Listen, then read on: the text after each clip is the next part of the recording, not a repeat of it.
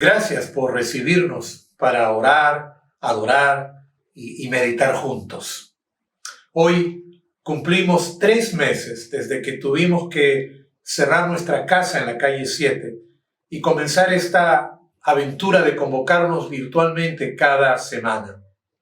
Tengo que reconocer que extrañamos reunirnos en la casa del Señor, pero al mismo tiempo alabamos y bendecimos la oportunidad de abrir y extender nuestros brazos para que tú y tu familia también sean parte de nuestra familia cristiana. Y quiero comenzar diciéndote con toda sinceridad que somos tu familia cristiana, y siempre estaremos listos para bendecirte y para apoyarte. Sobre todo ahora que estamos viviendo algo que nadie ha vivido jamás. Más de 90 días sin libertad, obligados a permanecer en nuestras casas, amenazados de contraer una enfermedad que podría ser un poco más fuerte que una gripe, o tan feroz como un ataque que podría destrozar tus pulmones y llevarte a un hospital o a una clínica donde nadie puede asegurarte que tendrán lo necesario para salvarte la vida. Quizá hemos leído en los libros de historia los estragos que produjo la gripe española. Tal vez hemos escuchado las tragedias que las plagas ocasionaron en otros continentes. ¿Acaso hemos imaginado que el fin del mundo podría parecerse a esto que estamos viviendo? Pero jamás hemos enfrentado a un enemigo invisible, inmisericorde, malvado y tan poderoso como el coronavirus. A estas alturas, las carencias son evidentes. No hay oxígeno, no hay respiradores, no hay medicina, no hay trabajo, no hay seguridad, no hay tranquilidad, no tenemos los recursos suficientes. Lo único que abundan son preguntas. ¿Cuánto tiempo más debemos soportar esto? ¿Cómo vamos a salir de esta crisis? ¿Cuál es el precio que debemos pagar para sobrevivir? ¿Cuándo regresaremos a la vida normal? Y en medio de toda esta crisis, hoy quiero preguntarte, ¿cómo estás? ¿Estás sano? ¿Tu familia está sana? ¿Tienes recursos suficientes para mantenerte tranquilo? ¿Tu familia tiene recursos suficientes para mantenerse tranquila? Probablemente no es la primera vez en estas semanas que alguien te hace estas preguntas. Pero tengo otra pregunta, que a mi juicio es más importante que las anteriores. Aquí va. ¿Cómo está tu fe? ¿Alguna vez te preguntaron sobre el estado de tu fe? Creo que esta no es una pregunta común, pero es una pregunta que apela a nuestra sinceridad, porque en el último rincón de nuestros pensamientos, frente a todo lo que está sucediendo, probablemente hay más de un cuestionamiento contra Dios. Por ejemplo, ¿se olvidó de nosotros? ¿Existe Dios? ¿Por qué no hace algo para desaparecer esta terrible enfermedad? No te asustes por lo que estoy diciendo. Estoy tratando de acercarme a tu alma, porque mientras la plaga avanza, el temor crece y las dudas nos asaltan, lo peor que podría pasarnos es precisamente perder la fe. Y por eso hoy quiero comenzar estableciendo una necesidad que no siempre se reconoce. Escúchame, necesitamos afirmar nuestra fe. Necesitamos afirmar nuestra fe. Este es el título y el tema del sermón de hoy. Necesitamos afirmar nuestra fe, porque si no lo hacemos, corremos el riesgo de entrar en una espiral de miedo, de confusión y de frustración. En realidad, al margen de cuánto tiempo, cuánto conocimiento o cuánta experiencia tienes como cristiano, todos necesitamos afirmar nuestra fe. Por ejemplo, Pedro, quien tal vez fue el más prominente de todos los apóstoles. Él necesitó reafirmar su fe luego de la crisis que vivió a consecuencia de la crucifixión del Señor Jesús, que lo llevó a negar 3 veces al Maestro. La crisis fue tan grande que el propio Jesús le advirtió: Simón, Simón, he orado por ti para que no falle tu fe. Y tú, cuando hayas vuelto a mí, fortalece a tus hermanos.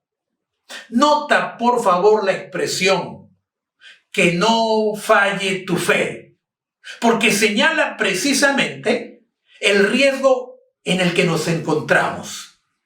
La dimensión de la crisis que estamos viviendo puede conducirnos a que nos falle la fe.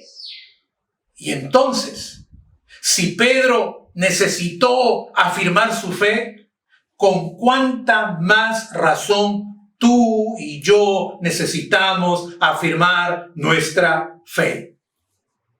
Es cierto, Jesús dijo que la fe tiene el poder de mover montañas.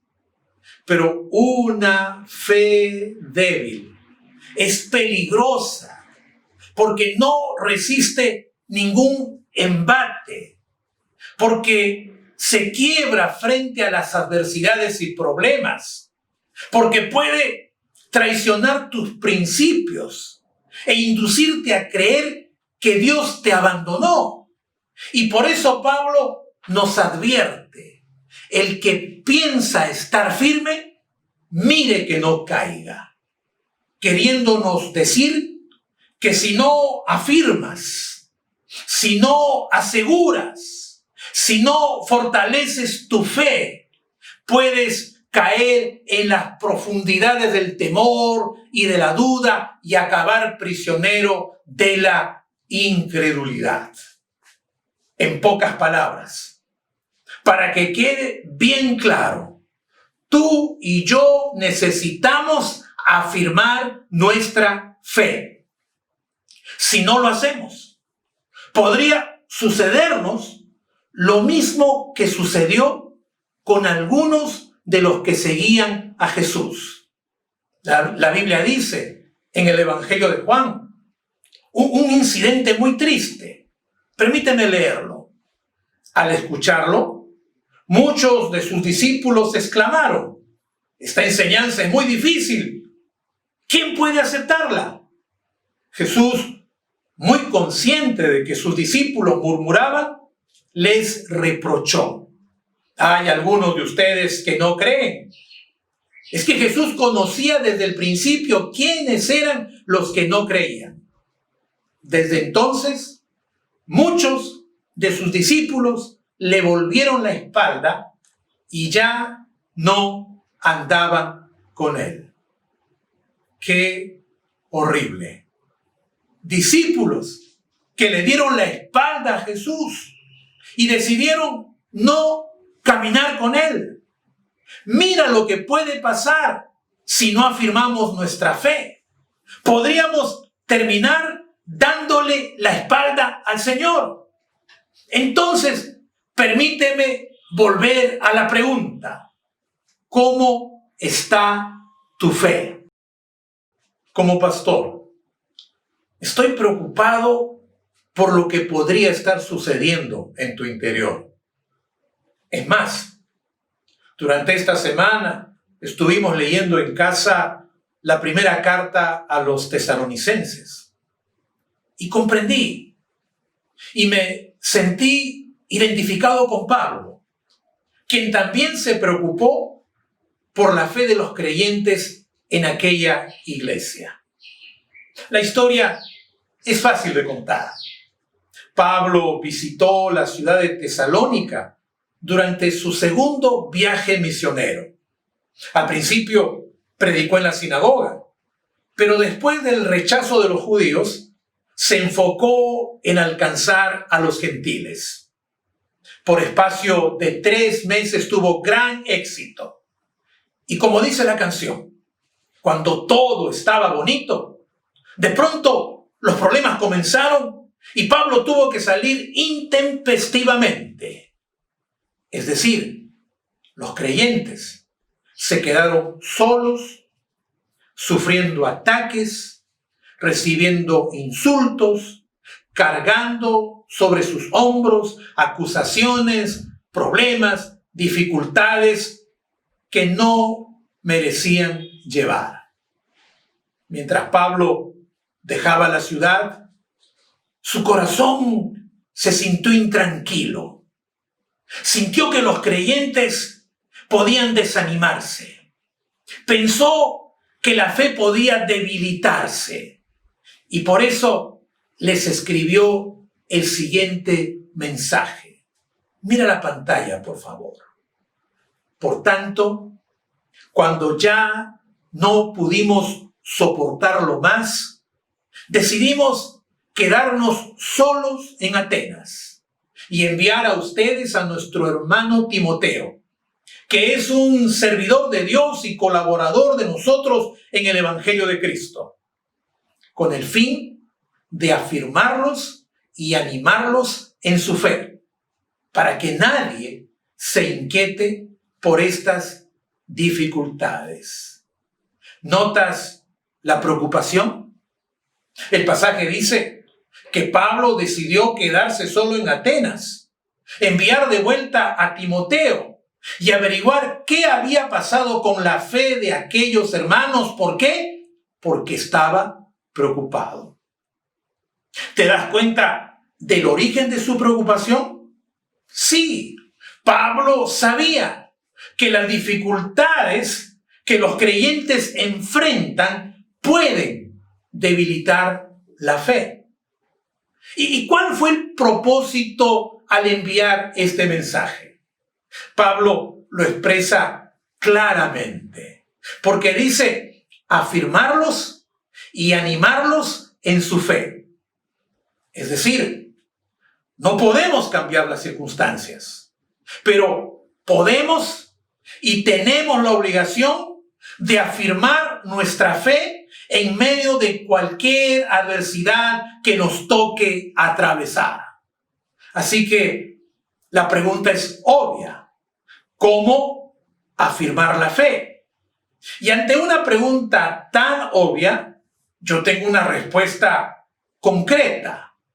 Para afirmar la fe, tienes que usar la cabeza, el corazón y la voluntad. Por cabeza, quiero decir que tu mente, tus pensamientos e ideas deben echar raíces en la verdad de Dios. De lo contrario, ante cualquier adversidad, las creencias pueden esfumarse y dejarte abandonado y con un terrible sentimiento de confusión.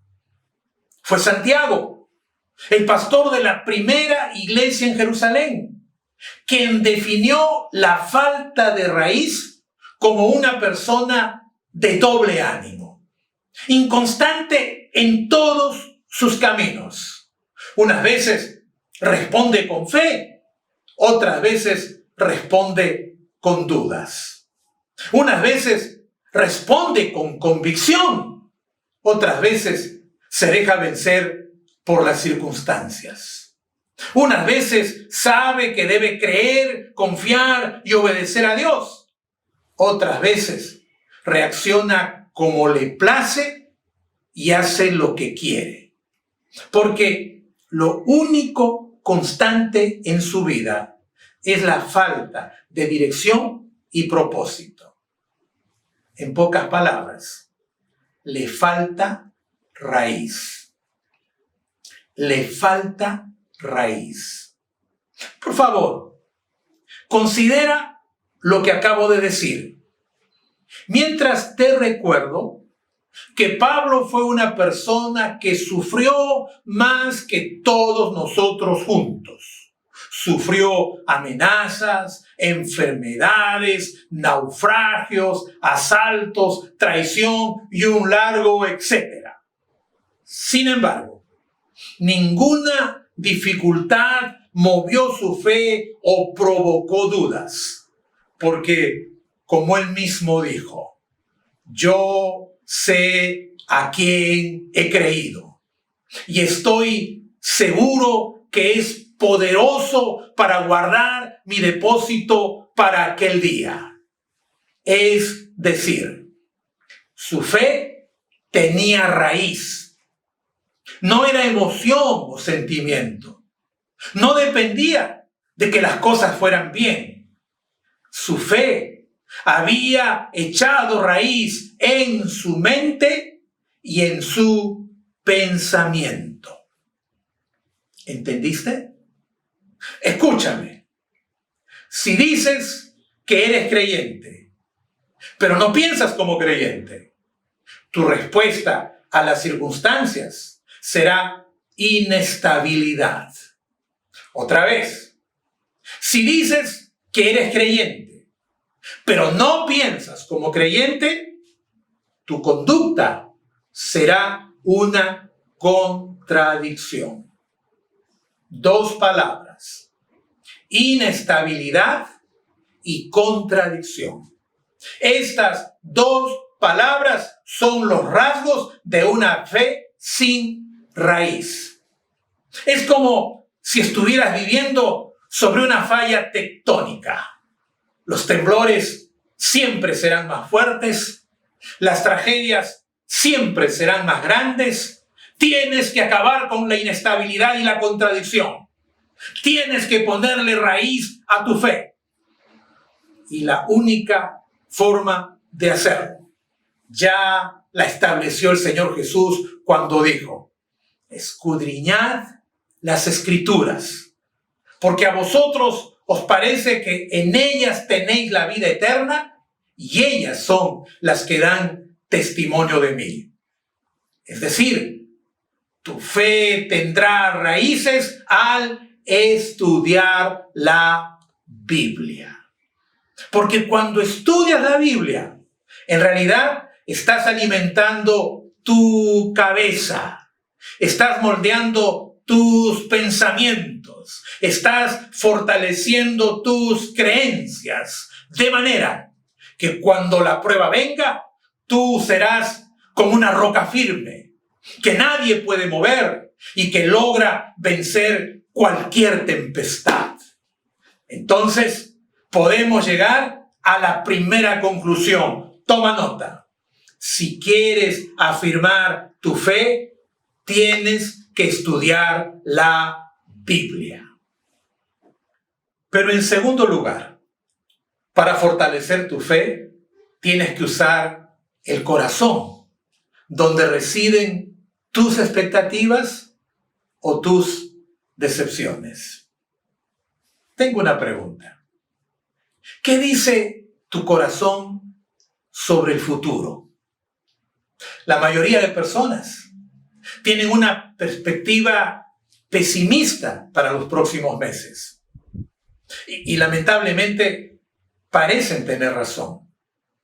La pandemia no solo ha causado estragos en nuestra salud, también ha provocado la pérdida de empleos, de capital, de trabajo por miles. Tantos que algunos economistas dicen que hemos retrocedido 30 años. Sin embargo, a pesar de todos los malos presagios, me toca levantar la voz para recordarles la afirmación profética. Porque fue Jeremías quien escribió: por la misericordia de Jehová no hemos sido consumidos, porque nunca decayeron sus misericordias, nuevas son cada mañana. Grande es tu fidelidad. Bendito sea el Señor. Estas palabras solo pueden significar que los cristianos, contra todo presagio pesimista, siempre debemos mantenernos optimistas sobre el futuro, pero no con un optimismo que se base en nuestras capacidades o en nuestras buenas intenciones, no, sino con un optimismo basado en las promesas de Dios. Algo que todas las iglesias enseñan a los niños cuando entonan esa pequeña canción que dice: las promesas del Señor mías son, las promesas del Señor mías son, en la Biblia yo las veo y sé, las promesas del Señor mías son. Las promesas de Dios son para ti y por lo tanto siempre debes tener expectativa de las bendiciones que están por llegar, como el niño que espera el regreso de papá para recibir su cariño, el abrazo y el regalo que le prometió entregarle en la mañana. De la misma manera, nosotros que somos hijos de Dios, debemos tener expectativa de las bendiciones que están por llegar. ¿Entendiste? Entonces vuelvo a preguntarte, ¿qué dice tu corazón sobre el futuro? El corazón de los primeros cristianos que sufrieron injusticias, persecución y muerte, nunca cayó en pesimismo. Al contrario, cuando tenían que huir de la persecución o cuando se encontraban en algún escondite, ellos solían usar un santo y seña para identificarse. Se decían el uno al otro: Maranata, que traducido significa el Señor viene. Y esta bendita expectativa los sostuvo en las horas más oscuras, les dio fortaleza para continuar y les dio la capacidad para vencer toda adversidad y conquistar el mundo para Cristo. Entonces, los cristianos no se impresionan ni intimidan ante los anuncios de pobreza, enfermedad o carencia. Los cristianos tienen la esperanza de que todas estas cosas cambien cuando Cristo regrese por segunda vez. Cuando escuchen la trompeta y los muertos en Cristo resuciten primero y luego nosotros corramos a encontrarnos con Él. Permíteme decirlo desde mi corazón. Las cosas van a cambiar. La oscuridad se va a disipar. Las bendiciones están por llegar. ¿Te das cuenta?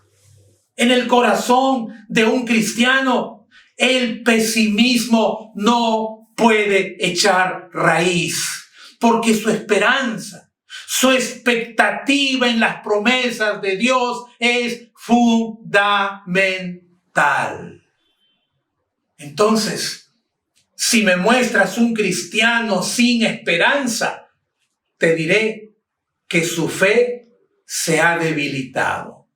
Porque nuestra esperanza no depende de las circunstancias, sino de la mayor de todas las promesas, tal como lo explicó Santiago. Tened también vosotros paciencia y afirmad vuestros corazones, y lo dijo con todas sus letras, porque la venida del Señor se acerca. Eso significa que hemos llegado a la segunda conclusión. Si quieres afirmar tu fe, tienes que esperar la venida del Señor. Y finalmente, para fortalecer tu fe, tienes que someter tu voluntad a la voluntad de Dios. Esto quiere decir dos cosas muy importantes. La primera, la vida es una escuela. Y la segunda, las pruebas son oportunidades para crecer. Quiero que pienses en estas dos afirmaciones, porque existe la tendencia a sentirnos víctimas de las circunstancias, a pensar que las cosas que suceden no son justas y a creer que no merecemos ningún castigo porque no hemos hecho nada excesivamente malo. Aunque te cueste aceptarlo, debes entender que la vida no es justa. La vida en la tierra es imperfecta.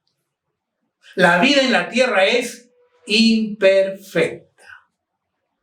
Aunque sientas que no es verdad, tú no eres víctima de las circunstancias. De la misma forma en que un estudiante no es víctima en un examen. Escúchame, no somos víctimas, somos responsables. Y déjame decirte que puedes tomar todo el tiempo que quieras en lamentarte o protestar, pero no vas a cambiar nada. Por tanto, tu enfoque no debe estar en lo que sucede, sino en cómo responder a todo lo que te sucede. Y solo podrás responder correctamente cuando aceptes las dos verdades. La vida es una escuela y las pruebas son oportunidades para crecer. Los primeros cristianos lo entendieron perfectamente. Por eso leemos estas extraordinarias palabras. Hermanos míos, tened por sumo gozo cuando os halléis en diversas pruebas, sabiendo que la prueba de vuestra fe produce paciencia. Mas tenga la paciencia su obra completa, para que seáis perfectos y cabales, sin que os falte cosa alguna. Y cuyo significado salta a la vista.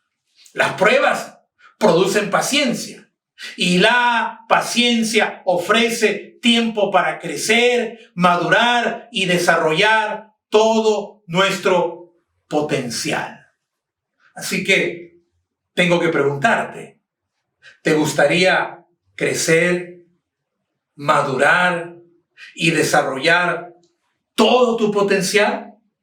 La única forma de hacerlo es considerándote a ti mismo como un producto no terminado, como un pedazo de barro en las manos del alfarero. Él tendrá la paciencia para moldearte, ponerte en el horno y transformarte en una preciosa obra de arte. ¿Entendiste?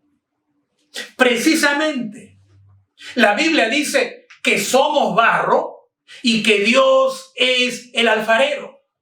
Por eso la Biblia nos pregunta, ¿dirá el vaso de barro al que lo formó, ¿por qué me has hecho así? ¿O no tiene potestad el alfarero sobre el barro? No se trata de protestar, de quejarse o de renegar. Se trata de aprovechar la prueba para crecer como persona. Déjame decirte lo que está ocurriendo en este momento. En este momento, Dios está tratando de moldear tu carácter. Está puliendo tus defectos y está transformando tu personalidad. Y a menos que seas dócil, Este será un proceso que va a dolerte mucho. No te resistas. Somete tu voluntad a la voluntad de Dios. Déjame decirte ahora lo que va a suceder después. Porque después, cuando la prueba termine, tú serás la persona más valiosa y bendecida que puedas imaginar. Porque tu fe habrá sido aprobada tal como lo describe la Biblia. Cuando dice, el oro, aunque perecedero, se acrisola al fuego. Así también la fe de ustedes, que vale mucho más que el oro, al ser acrisolada por las pruebas, demostrará que es digna de aprobación, gloria y honor cuando Jesucristo se revele. Por lo tanto, no tengas miedo ante las pruebas. Cree, confía y sé dócil.